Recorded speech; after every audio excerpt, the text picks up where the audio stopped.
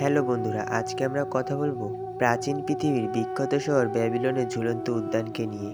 চলুন জেনে আসি। এটি ইরাকের ইউফ্রেটিস নদীর তীরে খ্রিস্টপূর্ব 600 অব্দে নির্মিত হয়। সম্রাট নেবুচাঁদনেজার তার সম্রাজ্ঞীর প্রেরণায় এই বাগানটি তৈরি করেন।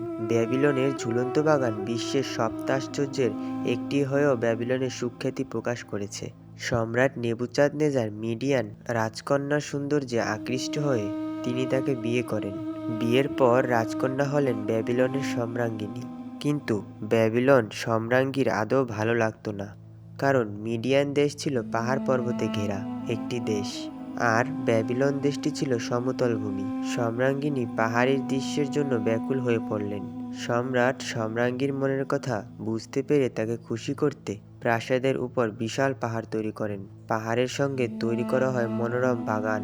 সারা পৃথিবী থেকে চমৎকার সব উদ্ভিদ আর ফুল এনে সাজিয়ে দেওয়া হলো বিশ্ববিখ্যাত এই বাগানে। প্রায় 5 থেকে 6 হাজার প্রকার ফুলের চারা রোপণ করা হয়েছিল এই বাগানে। 80 ফুট উচ্চতা বাগানের উঁচুতে ধাপগুলোয় নদী থেকে পানি উঠানো হতো। এই গোটা বাগানটির উচ্চতা দাঁড়িয়েছিল 80 ফুট। এই বাগানটি তৈরির পূর্বে নির্মাণ করা হয় বিশাল এক ভিত, যার আয়তন ছিল 800 বর্গ ফুট। এই ভিতটিকে স্থাপন করা হয় তৎকালীন সম্রাটের খাস উপাসনালয়ে সুবিস্তৃত ছাদে। মূলত এই ভিতটিরই উপর তৈরি হয় বিশ্বের সর্ববৃহৎ এবং বিস্ময়কর পুষ্প বাগান।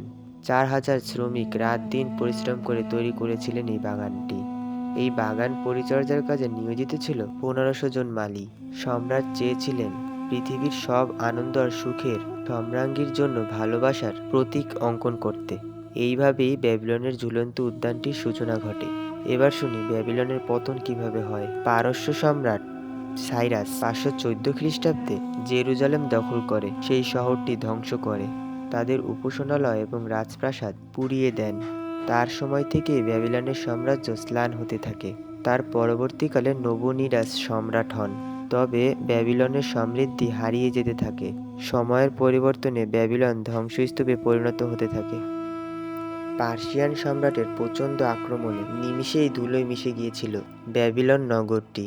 এইভাবেই ব্যাবিলনের চিহ্ন সারা বিশ্ব থেকে ধূলিসাৎ হয়ে যায়, যা ছিল অতি সুন্দর এবং রহস্যময় বাগান হিসেবে থেকে যায়।